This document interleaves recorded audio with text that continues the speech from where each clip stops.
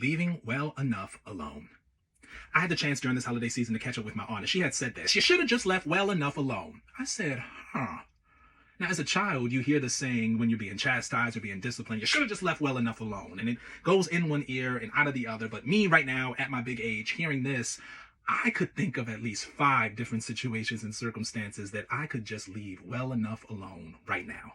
I am Jam, the world premiere, and the title of this video is Learning to Leave Well Enough Alone. Now, around this time, New Year's resolutions, this could be a sort of mantra or an affirmation, but regardless of the time and the season that we're in, learning to leave well enough alone is better than hearing you should have just left well enough alone, because this is our way of possibly preventing mistakes or regrets in the near future. Now, to leave something well enough alone is to quit interfering, disturbing, or thinking that you can fix or improve something or someone. Now, artists know what I'm talking about, especially artists in a field that might require consistent revisions. Say, for instance, writers. You might find yourself getting into a point where you're standing on business and you're saying, you know what, I could rewrite this, but I decided to leave well enough alone. And you're saying that confidently. Now, that's an example of leaving something well enough alone. This can also be applied to leaving bad habits alone, self-sabotaging, in order to turn a new leaf.